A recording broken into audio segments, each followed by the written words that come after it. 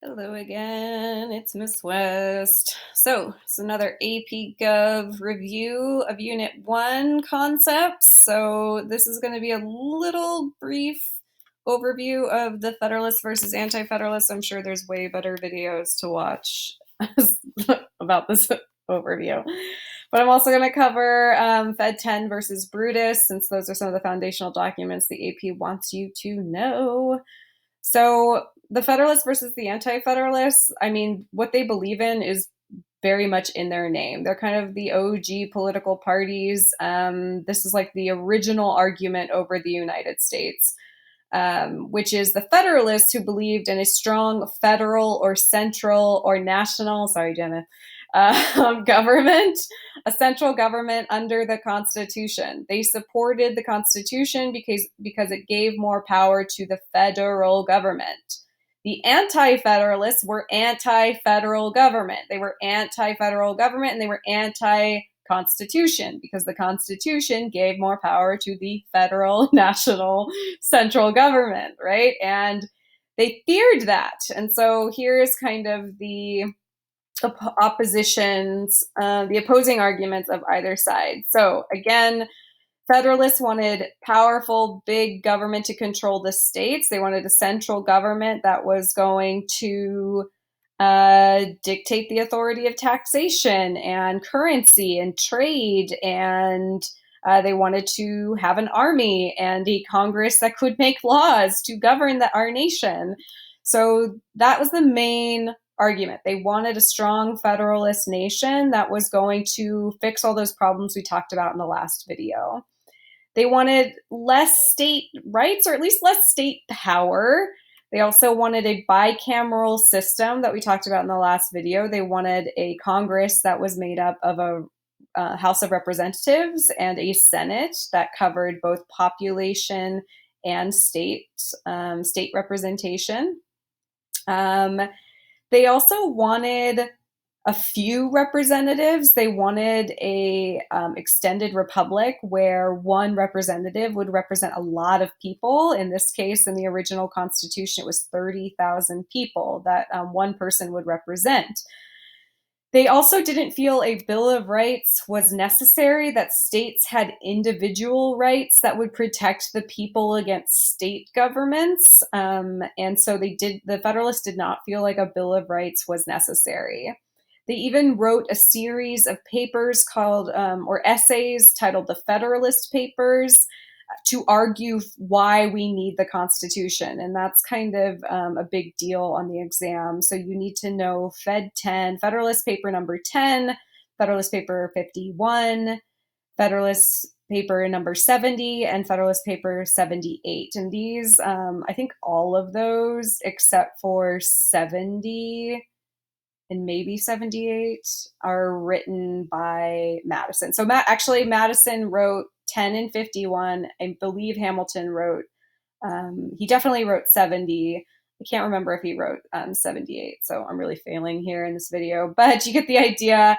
Madison and Hamilton were fighting for a strong central government. Madison kind of broke apart from Hamilton on the idea of like a national bank and stuff like that later, but Madison did write the Constitution and did believe we needed a better system. Okay, but here's the fight of the Anti-Federalists, right? They wanted a smaller, weaker central government like in the Articles of Confederation. They just kind of wanted to edit the Articles of Confederation, that the states should have more control. They wanted very powerful states.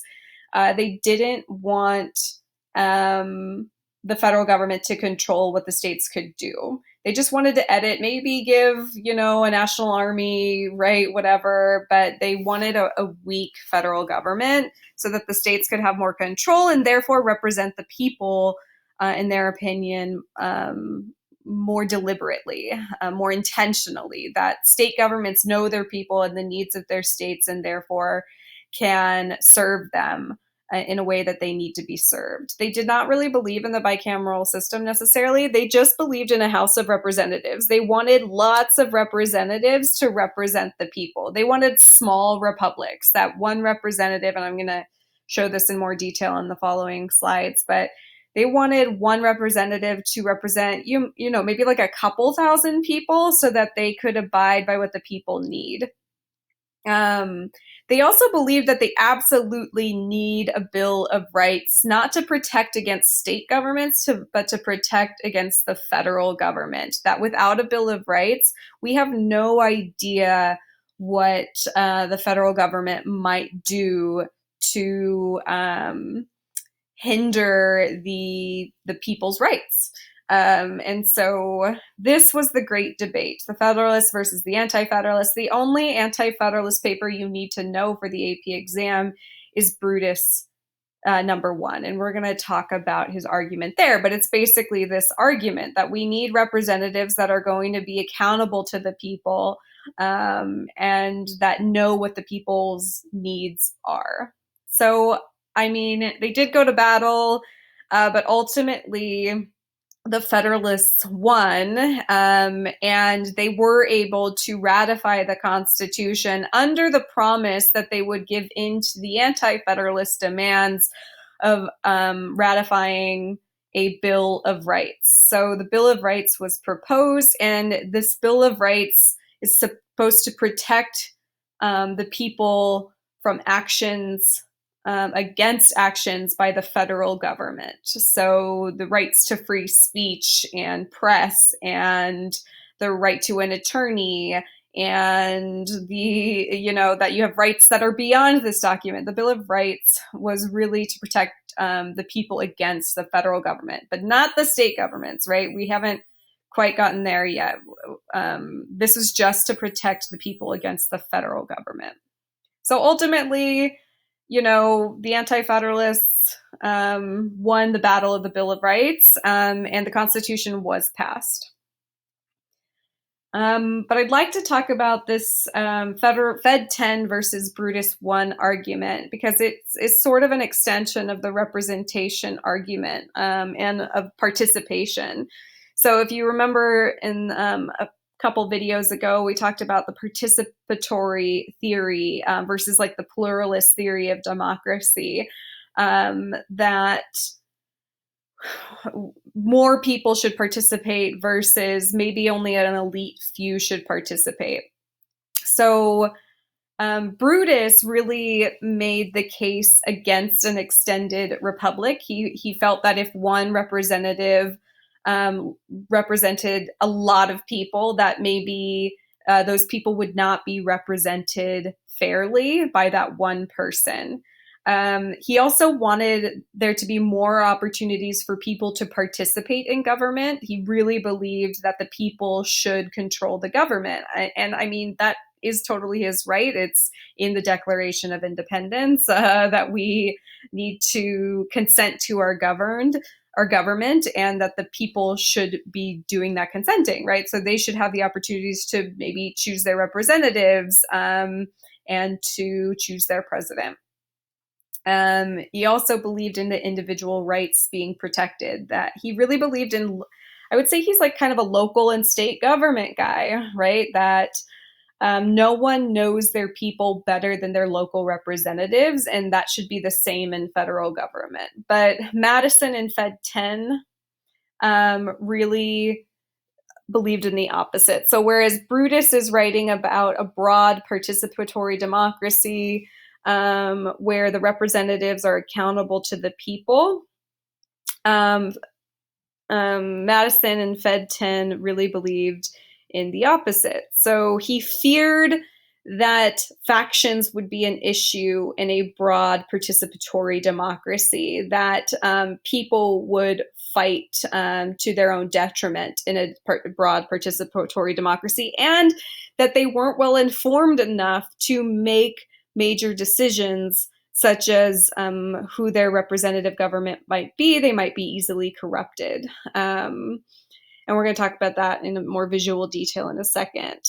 Fed 10 also wants to kind of limit the control of the majority, and that being individual people, right? He wants, I'm not trying to fend for Madison in any way. He actually does want to protect the minority. But the minority in this case is wealthy, white, landowning men, right? And the Constitution should limit the tyranny of the majority of people in order to protect the rights or property of white, wealthy men. So to Madison, order is more important than liberty or democracy in this case, that the system itself should have some control over who the representation is going to be. So he really does believe in like a sort of pluralist or elite based democracy. So he wants to extend the sphere, extend the republic, meaning he wants one representative to represent a large group to sort of drown out the voices of individuals, but also to drown out the factions or interest groups that might be a hindrance of the wealthy white minority at this time. So again, he's more of a elite model of democracy compared to Brutus. So this is my visualization. It's not perfect by any means, but Brutus wanted a small republic, right? He felt that if you think about him as the local state government guy, he's basically making that case that no one can know their constituency or their voters better than that local government, and that the representative in our federal government in the House of Representatives should represent a small group, like a small town, maybe a few thousand people, because that person would be more able to speak for those people, that this person could know the people like the representative knows themselves, that representative would do right by the needs of those people. So if it's in a farming community, that this person would look out for the interests of the farmer. That if it's a city, a manufacturing city, that this person is going to know every manufacturer, every laborer in that city, and try to have tariffs on goods that are going to benefit the city. The manufacturer. So that's the argument of Brutus, right? That this one person is going to really know every single voter in this small republic, this small group of people. But what Madison argues in Fed 10 is that, you know what, we need to actually prevent against that this person in this representing a small group might know his constituents, might know his voters very well, but could also be corrupted by a majority in this small little town. That you might have like a huge group of people that influence this person, that they might become corrupted and only do what the majority of their little republic wants. So basically, Madison makes the case that no, we need to extend the sphere. We need one person to represent a large group of people, because, hey, if we extend the sphere, there's going to be too many people that this guy has to contend with, that this guy now has to abide by all of the people in his voting district. That if he represents a large group, he's going to be less likely to be corrupted by those factions and the tyranny of a majority, right? Because there might be less opportunity for a majority in this case, and therefore the representative will be accountable to those people. This is kind of like the trustee model, that he should be trusted to represent all of those people without undue influence.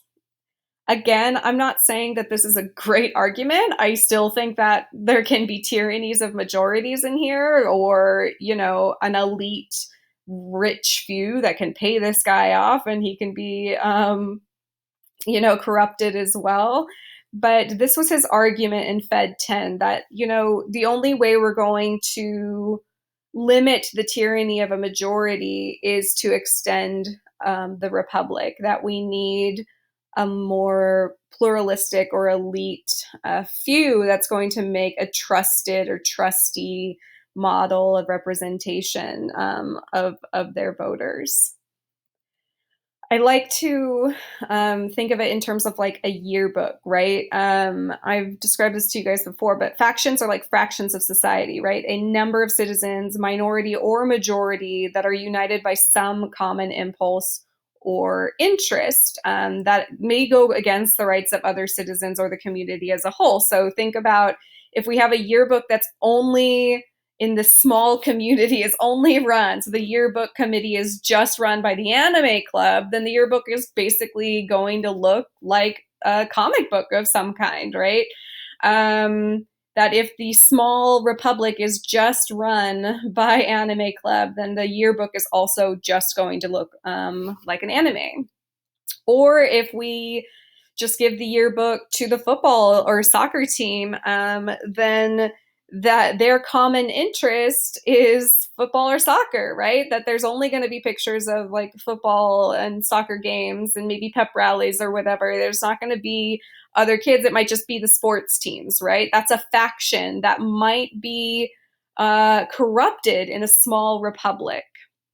Or ASB. Maybe it's just pep rallies. Maybe it's just pictures of them and the events that they put on at lunch or something like that. Or maybe it's your class. Maybe it's the class of 2020 that your yearbook is just going to be pictures of your class, which I won't lie, you guys deserve it this year.